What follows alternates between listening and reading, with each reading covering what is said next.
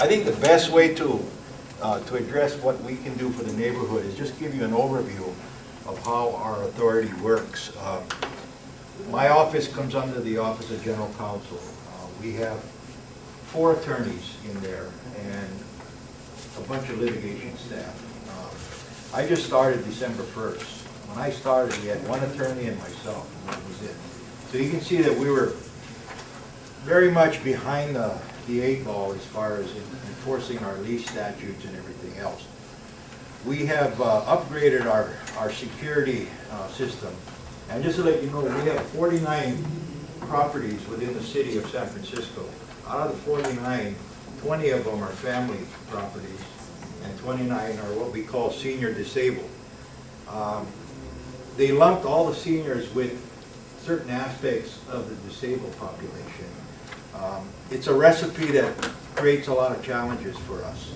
We have seniors that are being preyed upon by disabled, and believe it or not, sometimes disabled that are being preyed upon by seniors. What we have done is extendedly overhauled our lease. Our lease right now is about 22 pages, and it's far-reaching so that we can enforce certain aspects of living so that the seniors and the family units can expect a level of quietness in their life.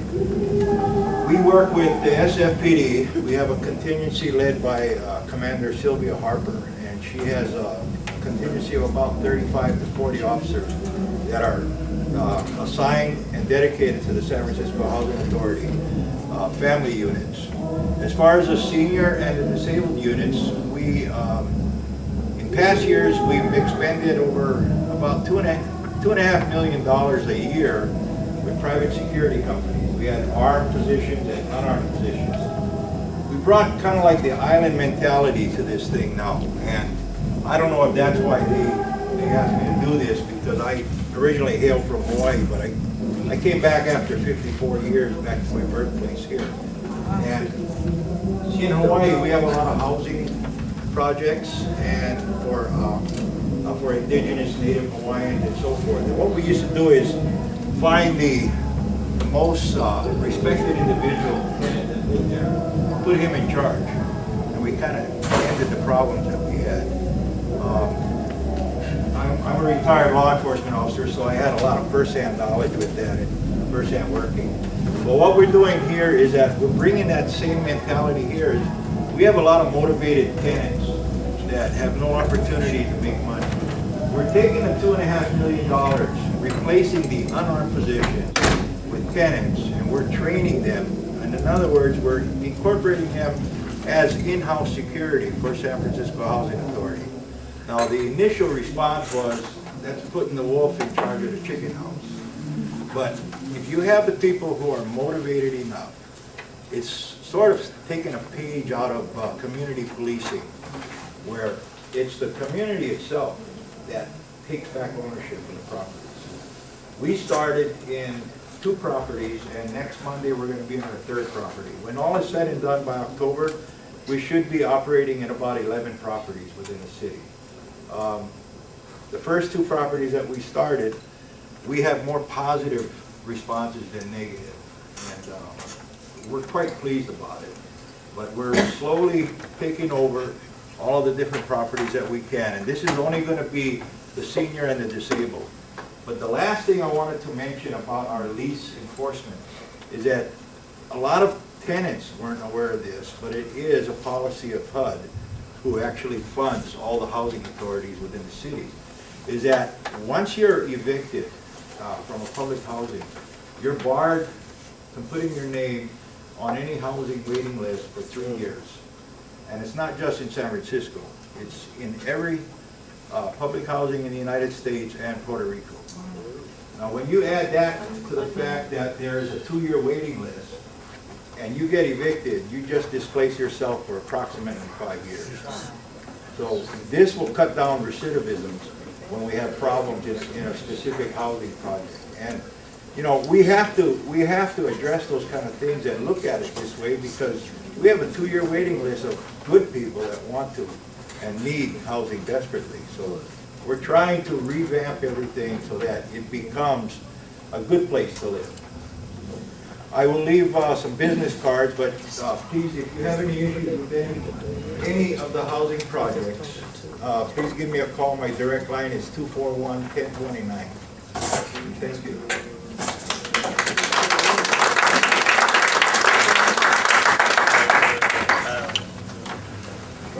We're expecting the captain to show up. Is that correct still?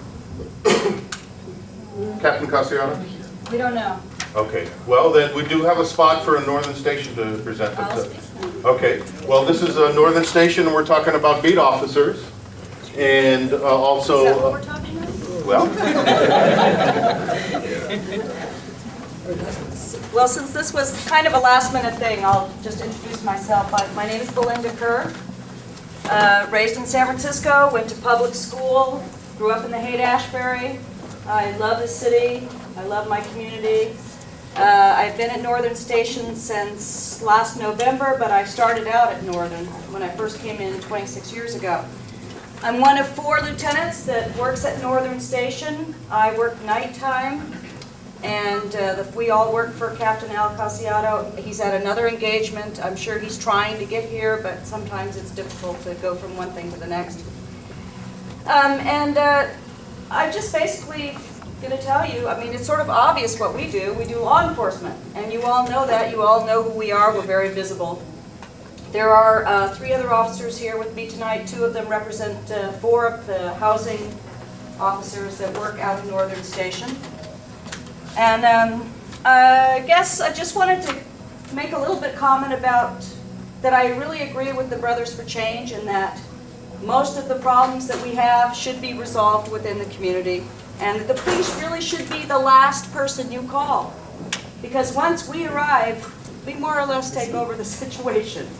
You know, we are the last resort, and of course I'm not saying that you should endanger yourself in any way, but if problems within the community can be resolved within the community, that's where they should be resolved. I very much agree with that. And if anybody has any questions, I'll be here till the end of the meeting. And we're at Northern Station, 614-3400. Okay? Northern Station played a big role in helping us get some of the city departments here and everything. We can talk about, but we've got some good community groups that everybody's mentioning. And one of the best that we have is Mo Magic. And Mo Magic, supports preventative services with the school and summer programs. So they've got some good things going, and it's one of the best things we have going. So Cheryl Davis and Robin Jackson from Mo Magic. So I got my little cheat sheet here so that Madeline doesn't have to yell out 1 minute. So Mo Magic is a collaboration. It stands for Fillmore Western Edition Mobilization of Adolescent Growth in Our Community.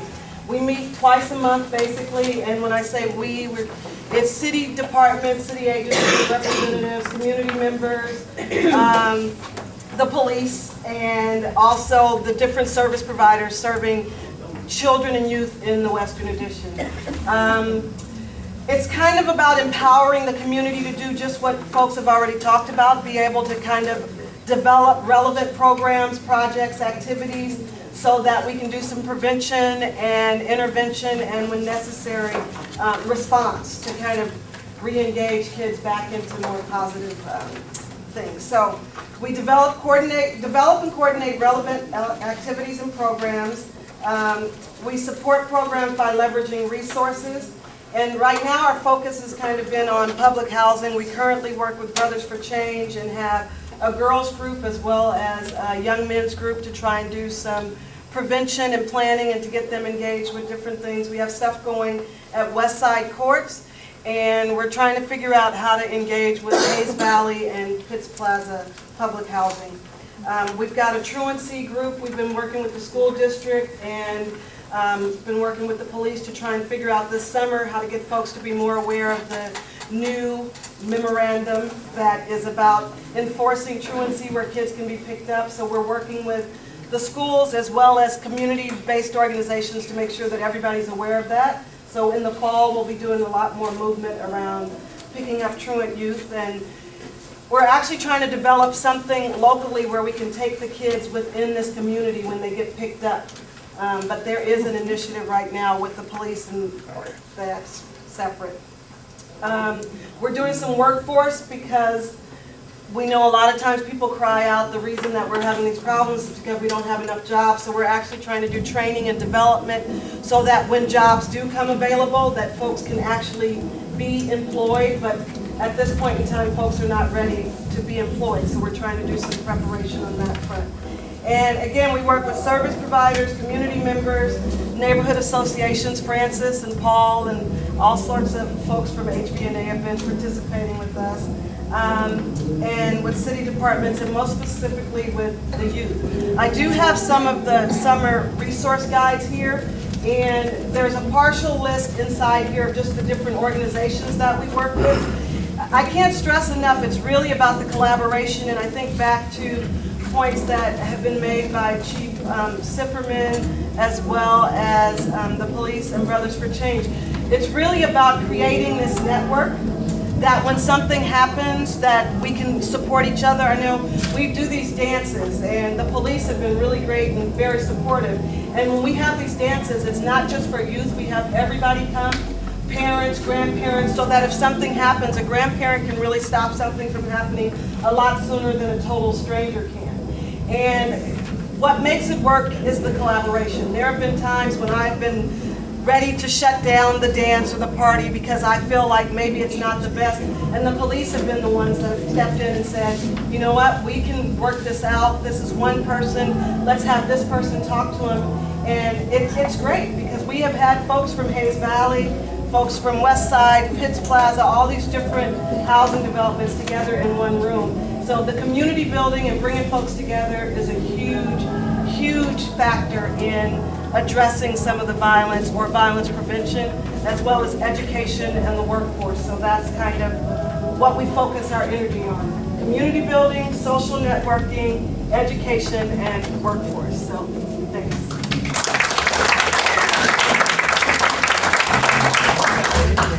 I spent a lot of last 2 years putting out these resource guides. The merchants in our neighborhood really like to see those resource guides for the summer and everything. It's a big selling point in the Fillmore, the Western Addition, and Hayes Valley. We're lucky right now. We got a group here, San Francisco Safe Incorporated. By the way, I just heard about it.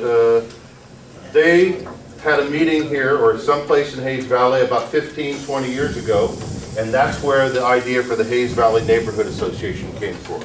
But we're real lucky. We have the head of San Francisco Safe, Una, and we have the new person, just been assigned a couple weeks ago to the Hayes Valley Western Addition, Heather.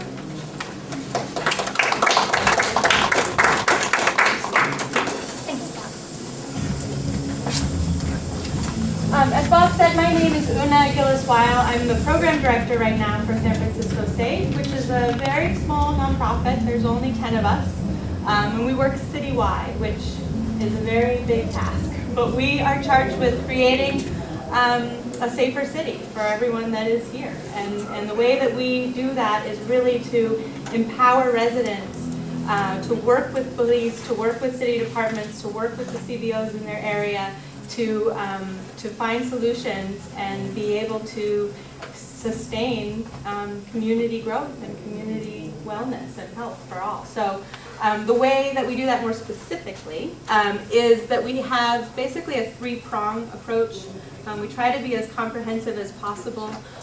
One of the services that we provide, our core services, is community building, and probably our most well-known program is sorry, I just came from another meeting, so I'm like, where am I? Is Neighborhood Watch. And Neighborhood Watch takes on many different shapes. Sometimes it's just a safety committee of folks, maybe 3 or 4 people who come together and say, how can we address these issues? Just start small and grow from there. We usually partner with the police, with other city departments, with other groups, whoever will have us basically, and build from there. And basically what we provide is a toolbox to get that going. We have phone trees and block map templates and any kind of organizational skills we bring to the table to try and get that started. So that's our sort of community building aspect of things. Our other approach that we do is education. So we provide presentations about personal safety, how you can be safe with your family, with your neighborhood, how to create a safe block, a safe community, a safe school. We have people trained in what's also called crime prevention through environmental design. So they come out and actually look with a very keen eye on what attributes create a safer house, a safer business, a safer property. So we work really closely with all the city departments that deal with that aspect of things, making sure that things are as safe as possible. We've been working with public housing, San Francisco Housing Authority, to address some of the safety concerns on the sites where things are not as safe as they could be for residents there. So we have people who are coming out and doing walkthroughs and being able to advise ways to make things safer for the people that live there. So it's the physical aspects of safety, it's education and awareness building, and it's ultimately getting to know neighbors and getting to know community and getting to know who in your neighborhood can really help you, assist you. We work really closely with NERT because a lot of groups will organize around trying to prepare for a disaster, and so Erica and I do a lot of trainings for blocks that have already organized. Okay, now you're organized through SAFE, or you have the NERT awareness of how to be prepared for a disaster, but how can you organize your block to really be able to plan, have an evacuation plan, be able to know where are the people that are maybe elderly or have disabilities or have small children that might need extra support. So we try to get those things in place ahead of time. Those are really our core services, and aside from that, we also have different projects or programs that we work on an ongoing basis.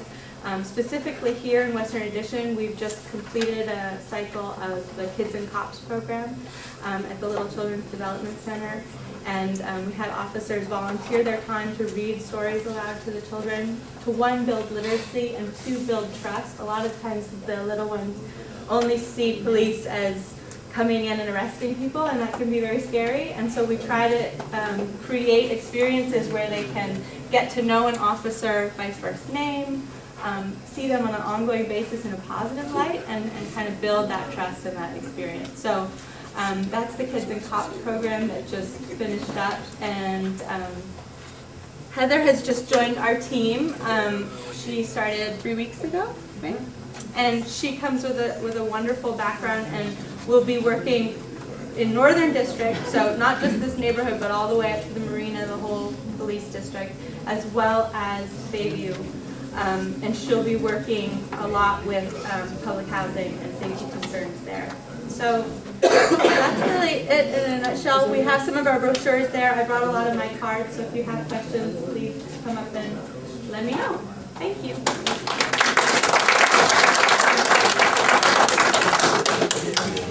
Now, is Paul Henderson here? No. Okay.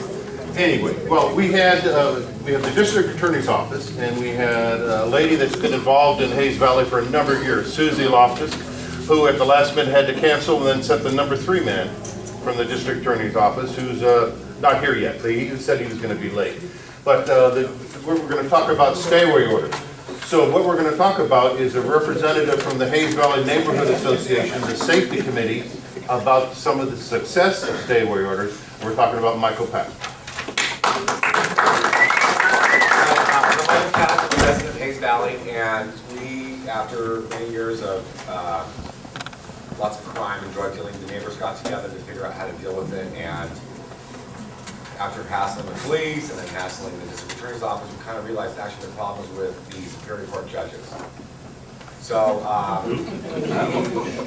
we came up with a little plan that to have the neighbors, neighborhood groups write letters to the Superior Court judges at the time the people would go to trial, and not to make comment about whether they were guilty or not, but to at least if they were a repeat criminal to issue a stay-away order. And with the district attorney, they kind of helped push this, so we've had pretty good success.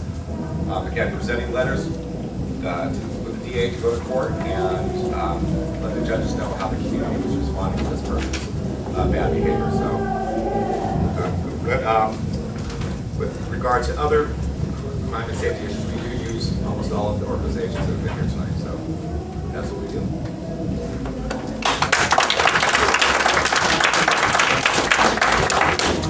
Well, we had the housing authority, but how about the manager, McCormick and Barron? We're having David here, who's going to talk about, process to evict. How long does it take, and how many crimes or violations is it needed to evict? You ain't got enough time. From McCormick and Barron. Yeah, it's always feels good to be the most popular person in the room. So, we manage Hayes and Plaza, and to answer those questions, right now at Plaza East, we have about 30 units that are currently in the legal process, I'd say, that's just an estimate. At Hayes Valley, there's about a dozen, and these are varying degrees, but bottom line right now, the only thing we are able to evict for, when we choose to evict, is for some type of weapon or drug or violence violation. The Housing Authority is really, basically the Housing Authority Commission said that, we're not going to evict on non-payment cases, and, we're governed by that board and by the Housing Authority. We're almost like a CBO getting a grant. We work for the Housing Authority to some extent. So, we're governed by that same policy. We do have some, flexibility, and we can push on payment plans and things like that. But we're in a position where we get a lot of pressure from people to clean up the properties. But then, of course, when you start to clean up the properties, that impacts people's lives, and it's a tough balance. And we do our best. We work a lot at CBOs. We have relationships with just about every organization in the city that pays people's rent. So we do a lot of work with payment plans. We give people lots of opportunities. But when it comes to the weapons, violence, and drug-related issues, ideally, it's one strike and you're out. I mean, that's the policy. And we follow that policy as closely as we can. An eviction can take anywhere from, if it's a cut and dry case where, they found something pretty significant in a unit, it could go everywhere from 3 months to some can drag on to a year and a half. Based on how active their attorneys are, even if you come to a day, eviction day, they can go get that extended for a couple of weeks. So there's not one answer, unfortunately. I wish that the process were cleaner. I mean, we're governed by the same laws that you are, that we take these cases to court. We have to prove that someone did something wrong. They come back and say there might be extenuating circumstances. And, some of them, sometimes, like the other gentleman was saying, people understand that if they get evicted, they're out of public housing anywhere in the country. So a lot of people will decide to say, okay, I've had enough, I'm not going to fight it, I'll just leave on my own. And for everyone, I think that's the most desirable outcome. We end up actually having very few technical evictions because people don't want to be evicted because then it sits on the record. So that's the approach we take. We've even had our attorneys go to the extent of trying to find people housing. They have relationships in Richmond and the East Bay, and we at least try to identify potential housing for people when we know they're leaving. We'll do things like extend it through the end of the school year, especially now. Like we're trying not to evict anyone now because school's about to end. If they have kids in school, it just disrupts the family too much. So we try to take a fair and balanced approach, but at the same time we're under a lot of pressure to clean up our properties. So that's the people that live there. The element that really causes a lot of problems are people that don't live there. And that's one of the pieces we battle all the time. And, we try to work with as many of the local agencies as we can, with some degree of success. I think everybody here will agree that we've had some challenges in reaching some of the young men and young women that just don't want to be reached. And, if they don't want it, they might not take it. And, we've tried multiple strategies in doing that. Some have worked, some have not worked at all, and some have just gone down really badly. And, I think anyone that's been around the properties has seen each of those at each of the properties. So, we're really doing our best to, provide opportunities to make changes. And if people can't take them, then we have to follow through with the letter of the law and do our best to, evict, and, which is an unfortunate circumstances, but just a reality. Anyone has any questions? I'm open. That's good to hear. hear. Oh, I'm sorry. Did I? We'll do it at the end. Anything, Bob? No, we're going to have questions in about 3 minutes. Okay. Because we have one more presenter. We are still waiting for two important people, the public defender and the supervisor. Are a little bit late, but we're going to have, the last one we're going to have is, we're talking about a place that's going to reopen on July 1st. And we're talking about a place when we talk about, housing developments is across the street from one and next door to the one. We're talking about the African American Arts and Culture Center. And Tamika is going to tell a little bit about how they service youth and so forth.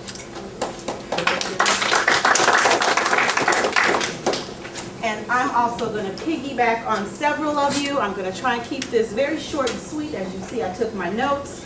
I was unaware that I was presenting until this afternoon. So I'm actually here representing our lovely executive director, Ms. London Breed, and our youth program coordinator, Ms. Chantel Reynolds. Greetings, ladies and gentlemen. My name is Tamika Chenier, and I'm excited to announce that I am the new program manager for the African American Art and Culture Complex. I've been involved with the Cultural Center in many aspects. And I'm pretty sure many of you, I see a lot of familiar faces. I've done the gallery for several years. I've done office management, and as you see, I just mentioned, now I will be doing the program management. So have a wealth of knowledge of the center. I'm also third generation San Franciscan, born and raised in this neighborhood, went to school, to the French American school right up the street. Every day would walk through every last one of these communities going to school and just seeing the people, like someone mentioned, knowing your neighbors, knowing your community. So that's the area where I grew up. That's what I know. So I will continue on.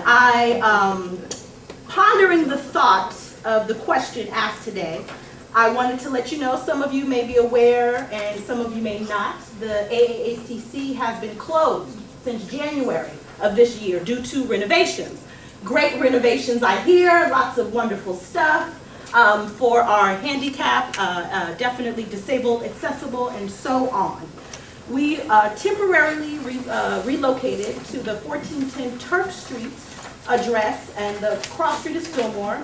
We currently have our administrative offices there, and we also have our recording studio that we moved from the complex to this facility, and we also have a computer lab. So that means I see all of these youth on a daily basis, Monday through Friday, from 3 p.m. to 6 p.m. And what a group we do have.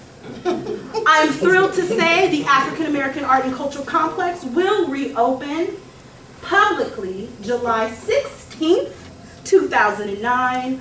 We'll be sure to keep every last one of you informed. So I don't have cards, please forgive me, in transition.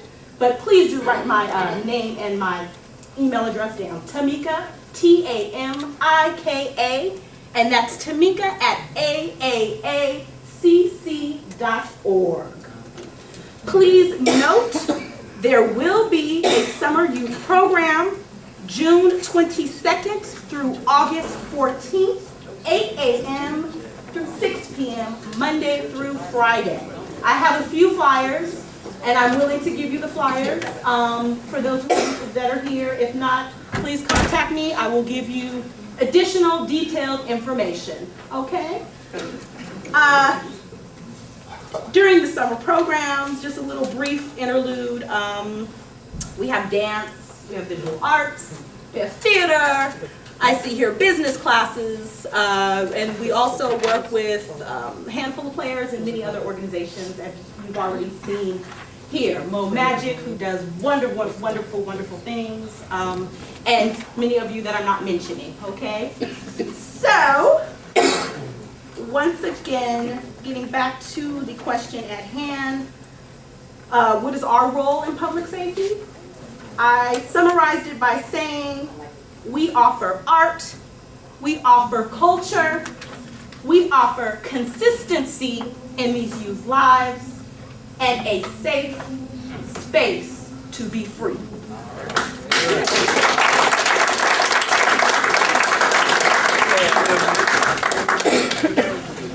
Well, we're still waiting for a couple of people, but I tell you what, we're not going to hold up the questions. So now we have a situation where you have all these different, 16 different groups, 16 different organizations, 11 city departments that made a presentation. Remember, they mentioned all about their cards and literature. But now we have the questions are open to the community to ask questions to any of the people up here. I have a question for the McCormick Barron man. What is your name and how do we reach you? My name's David Moroff. David Morrow? M-A, you know what, I'll give you a card. Well, a lot of people Okay, are. it's M-A-U-R-O-F-F. And my number is 341-4637. Thank you. And I also